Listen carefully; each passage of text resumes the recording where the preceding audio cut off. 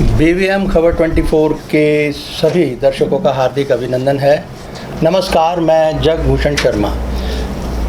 दर्शकों, आज हमारे स्टूडियो में जो ख़ास मेहमान मौजूद हैं, मैं उनका एक आपसे औपचारिक परिचय करवा दूं। मेरे बाएं हाथ पर बैठे हैं उमेश पंडित जी, जो राष्ट्रवादी विचारक हैं, और मेरे दाएं हाथ पर बैठे हैं श्याम बांगा जी, प्रधान व्यापारी एकता मंच मार्केट नंबर 1। अभी हाल में भी हमारी मुलाकात इनसे हुई थी, एक घटना घटी थी। और आज हम बात करेंगे जो महिलाओं या बच्चों पर कहें जो यौन शोषण और बलात्कार जैसी जो बहुत घिनौनी हरकतें होती हैं, उसमें से जो मध्य प्रदेश के उज्जैन की घटना है वो बड़ी ताज़ा है, वो बहुत पुरानी नहीं है, 1-2 दिन की बात है। और उसके बाद आपने फरीदाबाद में भी देखा होगा कि 37 सेक्टर। आंकड़ों से ज़्यादा हमें उस समस्या पर जोर देना। आंकड़े तो बहुत गंभीर हैं। कहीं पर मतलब आए दिन अगर आंकड़ों के स्टैटिक्स मुंशीगिरी अगर करें तो फिर बहुत एक स्टैटिक्स से अलग हो जाती हैं, लेकिन जो समस्या है वो मानवीय संवेदनाओं से जुड़ती है। तो हम उसी को आधार मानकर आज हम बात करना चाहेंगे। मैं पहले उमेश पंडित जी से शुरू करता हूँ। आप राष्ट्रवादी या राष्ट्रवाद से क्या समझते हैं सर? आप थोड़ा सा हमें समझाइए। जो राष्ट्र हित में सोचें। राष्ट्र किसे कहेंगे हम? देश, भारत नहीं, चलिए ये राष्ट्र देश और राष्ट्र में अंतर है, पहली बात तो ये है। चलिए अब आगे आता हूँ। आप ये बताएं कि हमारे यहाँ अभी एक बिल पास हुआ है महिला आरक्षण को लेकर, जिसमें 33% का दावा किया गया और लगभग 50% आबादी है हमारी महिलाओं की देश में। 140 में से आप थोड़ा बहुत ऊपर। तो क्या समझते हैं कि मोदी जी ने, क्योंकि मेजॉरिटी है, बहुत अच्छी बात है, साथ में ये भी कह दिया कि 2029 के आसपास ये पास तो करवा लिया, सॉरी माफ़ी चाहता हूँ, पास हुआ है बिल, लागू नहीं, 2029 में लागू करने की बात करिए। तो फिलहाल थोड़ा सा रोशनी डालिए कि क्या कहना चाहेंगे। मैं माननीय मोदी, देश के प्रधानमंत्री मोदी जी बहुत बहुत धन्यवाद करना चाहता हूँ, जो उन्होंने आज महिलाओं जो 33% आरक्षण देते, अपना जो वादा था वो पूरा किया। क्योंकि इससे पहले कई सरकार आई जिन्होंने महिलाओं को आरक्षण के लिए वादे तो हुए, पर वादे जब भी पूरे नहीं हुए शर्मा जी। और माननीय मोदी जी द्वारा, भारतीय जनता पार्टी की सरकार द्वारा आज ये वादा 33% पूरा हुआ और ये 2029 में लागू भी हो जा, 2029 में लागू होगा। ठीक है, चलिए, जिस महिलाओं के सशक्तिकरण के लिए ये बिल पास हुआ, मैं अपनी उस गलती को, भूल को सुधार करके कह रहा हूँ, लागू नहीं, ये सिर्फ पास हुआ था, ये पिछले 19 या 20 तारीख को। और उमेश जी कह रहे हैं कि ये लागू भी होगा, क्योंकि 23 और लगभग 6-7 साल पड़े हुए हैं। ठीक है, समय आएगा बताएंगे उस पर, वो चर्चा उससे पहले बीच में करने कोई फ़ायदा नहीं। जिस देश की महिला को सशक्तिकरण की बात हो रही है और उस देश में बच्चियों के साथ 12 साल की बच्चियों को लवलुहान कर दिया जाए, खून जो बलात्कार कर दिया जाए, एक लावारिस की तरह वो घूमती गई, सब वीडियो सब ने देखा है, तो क्या कहना चाहेंगे? मैं इस मुद्दे पर सबसे बड़ा मुद्दा मैं मानता हूँ, जो वो समाज जहाँ वो लड़की पिछले 2.5 से 3 घंटे लवारिस की तरह घूम रही थी और किसी ने दरवाज़ा नहीं उठाया, मैं उस समाज से न पूछना चाहता हूँ। मैं उस रेप पीड़ित से ज़्यादा वो प्लॉट उससे दोषी हैं जिन्होंने उस लड़की की मदद नहीं की। मैं सरकार द्वारा कहना चाहता हूँ कि उन पूरा आसपास का क्षेत्र है, मोहल्ला है, उनके ऊपर लेवल लगा दिया नपुंसकता। ये समाज इस देश में रहने लायक नहीं है, जो समाज किसी बहन बेटी के बारे में एक कपड़ा भी नहीं ओढ़ा पाया, एक चद्दर भी नहीं दे पाया। क्या आप इनकी बात से सहमत हैं? देखो जी, जिस हिसाब से उस लड़की के साथ रेप हुआ है, तो शर्मा जी, मैं आपके चैनल के माध्यम से एक बात देश के प्रधानमंत्री तक पहुंचाना चाहता हूं। बहन बेटी सबकी साझी होती है, लेकिन जिस हिसाब से उसके साथ बलात्कार हुआ है, ऐसे में लोग जागरूक नहीं हैं। अगर जागरूक होते तो उस लड़की के बहुत उसका बचाव भी हो सकता था, और अगर उसको उसके तन के ऊपर कपड़ा भी डाला जा सकता था।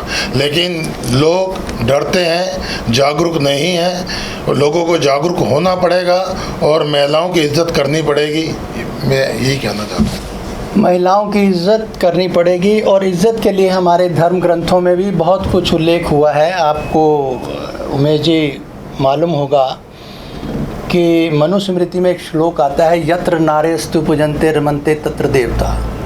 अब मुझे ये बताइए, आपने समाज को तो दोष दे दिया, और हमारे समाज के, हमारे जो धार्मिक ग्रंथ हैं उनमें ये कहा गया, वो कौन सा समाज था जब ये लिखा गया था?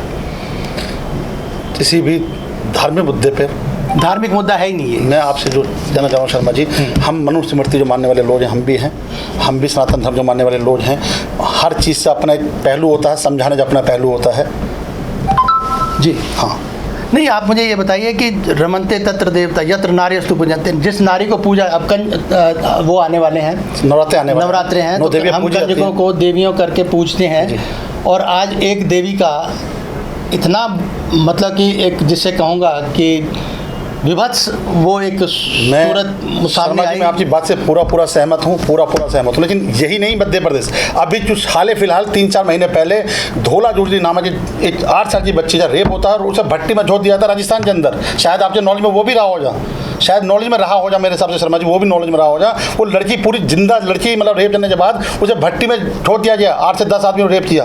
बाद में मैं उसी बात मैं मुद्दे पर आ रहा हूँ कि यही मैं समाज में संदेश देना चाह रहा हूँ कि हम जिस देश में मानने वाले हैं, जिस धर्म जो मानने वाले हैं, वहाँ देवियों की पूजा होती है, औरतों की पूजा होती है,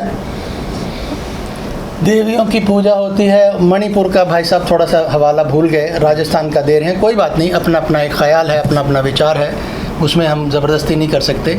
आप मुझे ये बताएं कि ये कह रहे हैं कि देवियों को पूजना चाहिए, और हम भी समाज से, इन्होंने एक बात बड़ी महत्वपूर्ण कही कि वो समाज जो है वो समाज में रीढ़ की हड्डी नहीं है। जो उस बच्ची को जिन्होंने देखा, कहीं किसी की तो आवाज़ उठनी चाहिए थी। आज ये कोई घटना हमारे आमने सामने हो जाए, मतलब हमारे आसपास कोई हो जाए, जी जी, तो क्या होना चाहिए और क्या समाज को क्या करना चाहिए, किस तरह से सामाजिक दायित्व को समझना चाहें तो आप क्या कहना चाहेंगे? हर इंसान को महिलाओं का मान सम्मान करना चाहिए, और अगर कहीं गलत होता है तो वहाँ आवाज़ उठनी चाहिए, और हर आदमी को गलत जो है उसके खिलाफ खड़ा होना चाहिए। और महिलाओं के लिए और जो है कानून सख्त होने चाहिए। कानून सख्त होना एक अलग बात है बांगा साहब, एक सामाजिक चेतना है।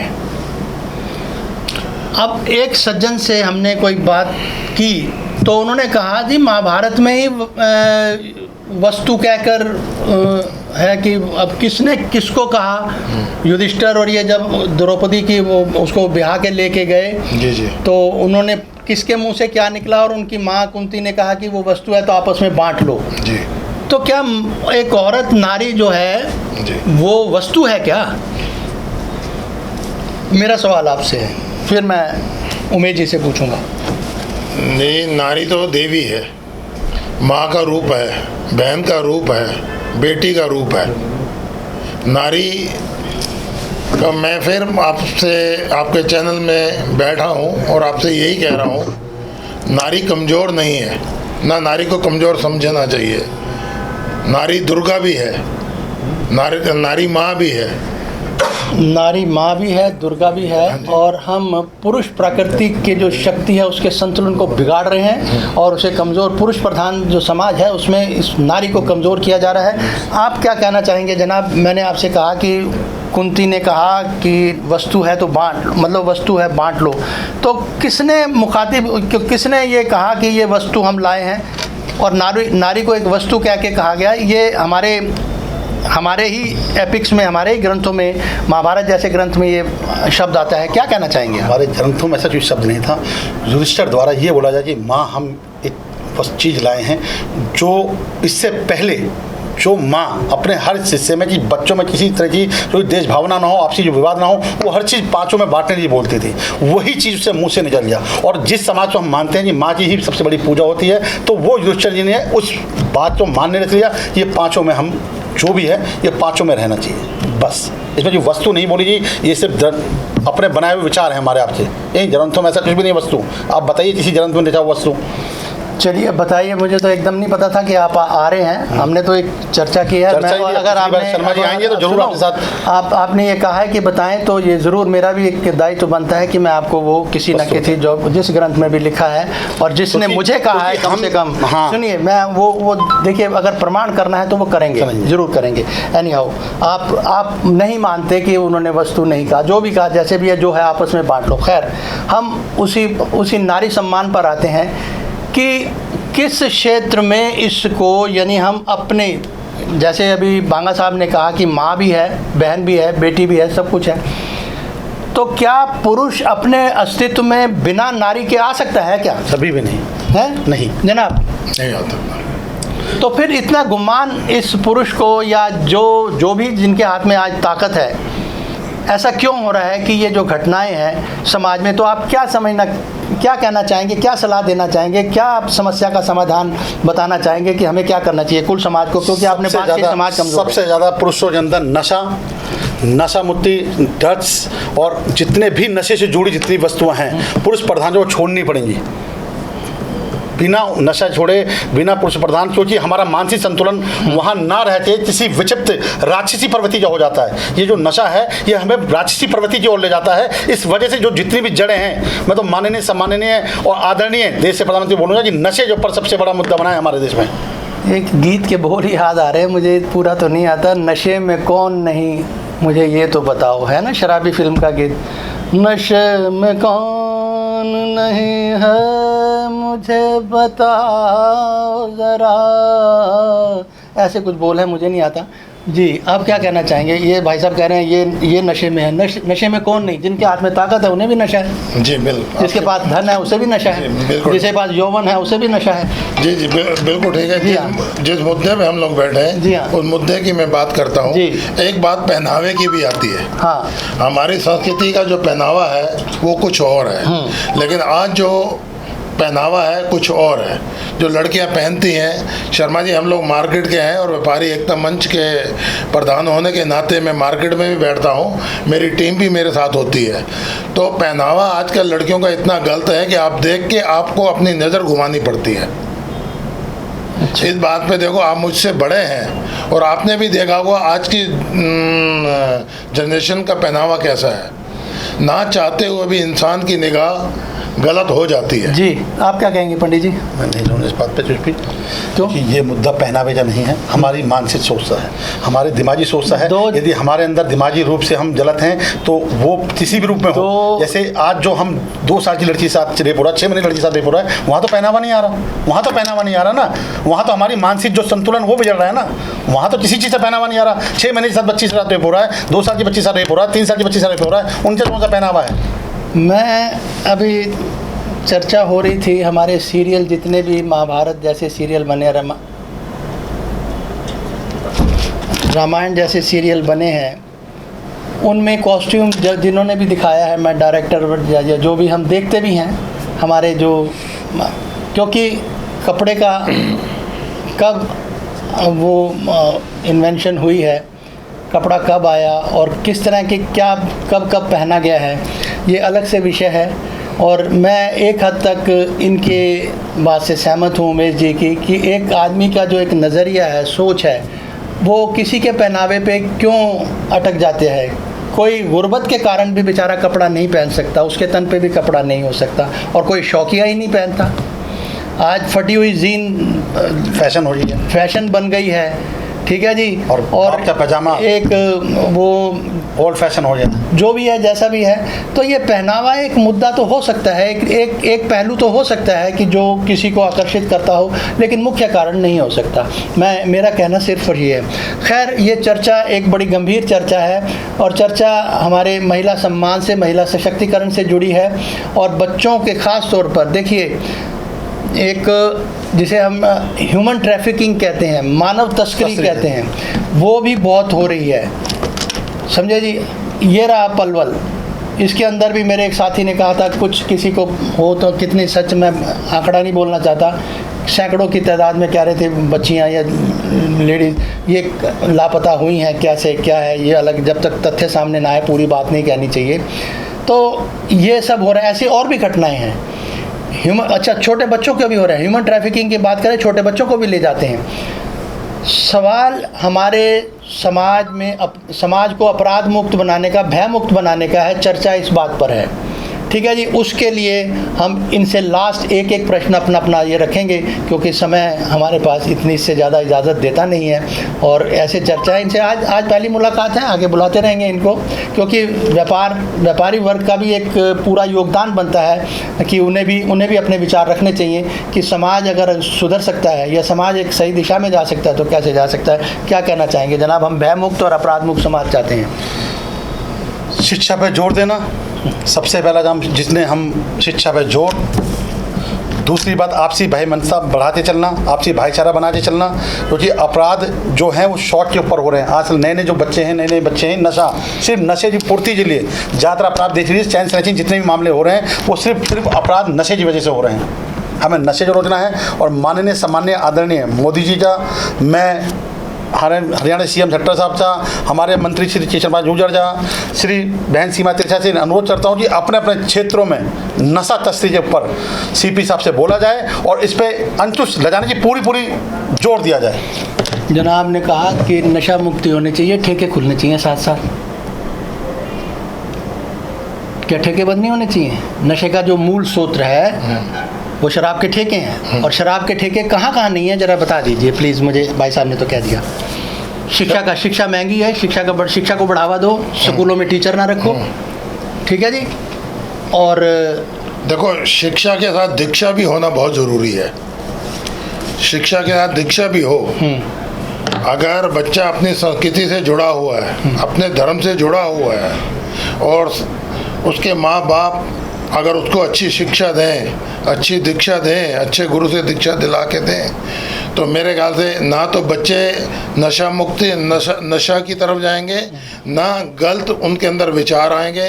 उनको अपने धर्म से जोड़ के रखो, आपके बच्चे कहीं नहीं। ऐसे बहुत हैं लोग, हमारे भी बच्चियाँ हैं, हमारी भी लड़कियाँ हैं, उन्होंने शिक्षा भी और दीक्षा भी है उनके जीवन में, ब्रह्मज्ञानी गुरु भी हैं, और अपने सनातन धर्म से भी वो जुड़े हुए हैं।